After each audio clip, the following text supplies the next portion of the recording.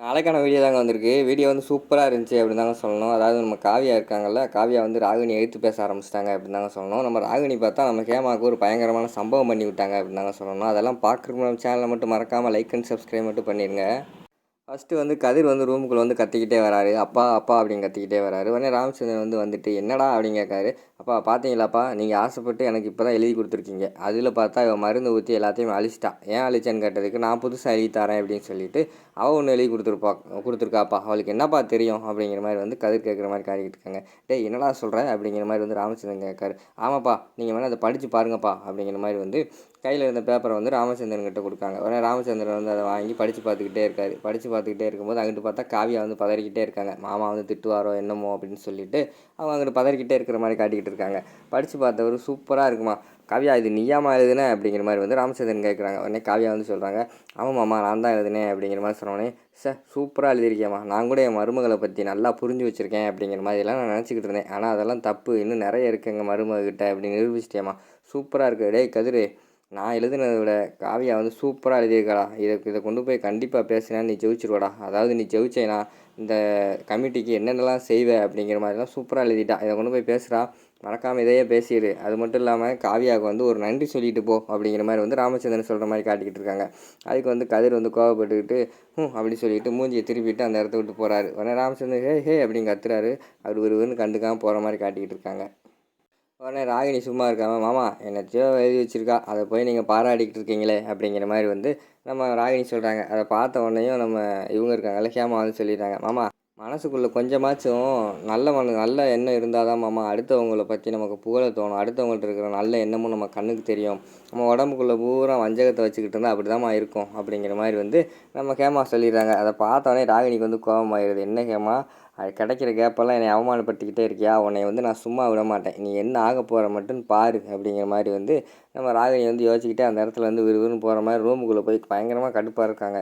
இந்த ஹேமா என்ன இப்படி பண்ணிக்கிட்டு இருக்கா, ஆல்ரெடி இவன் நம்ம கூட இருந்து நம்ம களவாணித்தனத்தெல்லாம் பார்த்துட்டா, திருப்பியும் இவளுக்கு ஏதாவது பழி வாங்கி தான் தீரணும் அப்படிங்கிற மாதிரி வந்து நம்ம ராகினி யோசிச்சுக்கிட்டே இருக்காங்க. இவளுக்கு என்ன பழி வாங்கலாம் அப்படின்னு சொல்லிட்டு யோசிச்சுக்கிட்டே இருக்காங்க. டக்குன்னு பார்த்தா ஒரு யோசனை வருது. சரி, இவங்க ஹஸ்பண்டுக்கு வச்ச அதே ட்ரீட்மெண்ட்டே இவளுக்கு வச்சுருவோம். அவங்க ஹஸ்பண்டுக்கு வந்து ஆல்ரெடி இந்த ஒரு கேஸ் மாதிரி ஏதாவது ஒரு லிக்விட் மாதிரி வச்சு மயக்க வர வச்சாலும் அது மாதிரி வச்சுருவோம் அப்படின்னு சொல்லிட்டு அந்த லிக்விட் எடுத்துகிட்டு ஒரு ஹேமா ரூமில் போய் அந்த கட்டிலுக்கு அடியில் வந்து வச்சுட்டு வந்துடுறாங்க. வச்சுட்டு வந்தோடனே கொஞ்சம் நேரம் கழிச்சு ஹேமா வந்து ரூமுக்கு போய் ஏசியெல்லாம் போட்டு விட்றாங்க. போட்டு விட்டுட்டு கொஞ்சம் நேரம் இருக்காங்க. இருந்தோடனே பார்த்தா அவங்களுக்கு வந்து மூச்சு திணற ஆரம்பிச்சிருது. மாமான்னு கத்துறாங்க. இவங்க வந்து கத்த ஆரம்பிச்சிட்டா அப்படின்னு சொல்லிட்டு நம்ம ராகினி வந்து மெதுவாக கதவை திறந்து என்ன செய்யலான்னு பார்த்துக்கிட்டு இருக்காங்க. அவங்க பார்த்தா அங்கே மயக்கத்தில் கிறங்கிக்கிட்டு இருக்காங்க. அதை பார்த்து சந்தோஷப்பட்டுக்கிட்டு இருக்காங்க. இவங்க திறந்து பார்த்ததை அங்கிட்டிருந்து காவியா பார்த்துட்றாங்க. என்ன ராகினியத்தை வந்து தேவையில்லாமல் ஹேமாக்கா ரூம் வந்து இப்படி பார்த்துக்கிட்டு இருக்காங்க, என்னவா இருக்கும் யோசிச்சுக்கிட்டே இருக்காங்க. கொஞ்ச நேரத்தை வந்து ராகினி போன உடனேயும் நம்ம காவியாவுக்கு வந்து டவுட் வந்தது. ஒரு வேளை வந்து ஏதாவது பிரச்சனை இருக்குமோ, போய் நம்ம பார்த்துருவோம் அப்படின்னு சொல்லிட்டு அவங்க கதவை திறந்து பார்க்காங்க. உள்ளே பார்த்தா நம்ம ஹேமா வந்து மூச்சு திணறலில் மூச்சு இழுக்க முடியாமல் கிடக்காங்க. அதை பார்த்தோன்னே எல்லாத்தையும் கூப்பிட்றாங்க. மாமா எல்லோரும் வாங்க அப்படிங்கிற மாதிரி சொன்னோடனே சுபாவும் ராமச்சந்திரன் வந்துடுறாங்க. வந்தோடனே அவளுக்கு தண்ணியெல்லாம் கொடுக்காங்க. அந்த நேரத்தில் வந்து காவியா வந்து கீழே சும்மா குனிஞ்சு பார்க்காங்க. பார்த்தா அந்த கேஸ் இருக்குது. அதை பார்த்தோன்னே இது வந்து கண்டிப்பாக வந்து ராகினியத்தையோட தான் இருக்கும் அப்படின்னு சொல்லிட்டு எடுத்து மறைச்சி வச்சுக்கிறாங்க. அதுக்கடுத்து வந்து ராமச்சந்திரன் வந்து எதுவும் ஒன்றா கூப்பிடுங்கம்மா அப்படின்னு சொல்லிட்டு போயிடுறாரு. நம்ம ஹேமா பக்கத்தில் வந்து சுபா இருக்காங்க. நம்ம இவங்க இருக்காங்கல்ல காவியா வந்து, அக்கா நான் போய் ஹேமா அக்காவுக்கு ஏதாவது குடிக்க கொண்டு வரேன் அப்படின்னு சொல்லிவிட்டு அவங்க வந்து வெளியில் போகிறாங்க.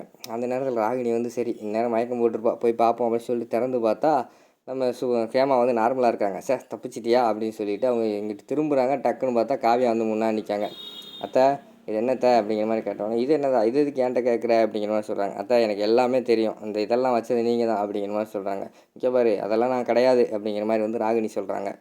இங்கே பாருங்கள், இது நீங்கள் தான் வச்சிங்கன்னு எனக்கு நல்லாவே தெரியும். இனிமேல் நாங்கள் வந்து உங்களுக்கு படிப்பணிஞ்செல்லாம் போக போகிறது கிடையாது. இந்திரா வந்து கலெக்டர் ஆக போகிறா, இனிமேல் உங்களை எதிர்த்து அடிக்க போகிறோம் அப்படிங்கிற மாதிரி சொன்னோடனே பயங்கரமான கோவப்பட்டு ராகினி அந்த இடத்த விட்டு போயிடுறாங்க.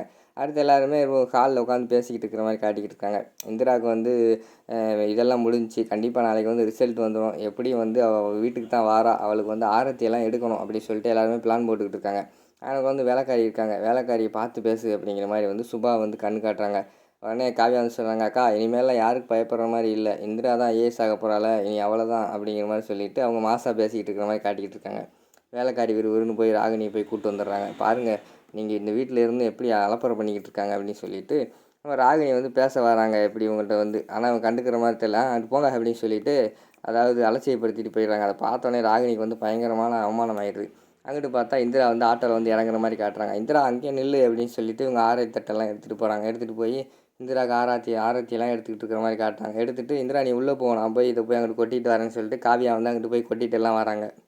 நம்ம ராகினி எதுக்கே நின்றுக்கிட்டு இருக்காங்க. ராகினி யாருமே கண்டுக்கிற மாதிரி இல்லை. வெறும் ராகினியை கண்டுக்காமல் எல்லாருமே போய் அங்கிட்டு ஜாலியாக இருக்கிற மாதிரி காட்டிக்கிட்டே இருக்காங்க. ராகினிக்கு வந்து பயங்கரமான கோபமாயிருது. ஏய் இந்திரா என்ன பயங்கரமாக அலப்பறை பண்ணிக்கிட்டு இருக்க அப்படிங்கிற மாதிரி சொல்கிறாங்க.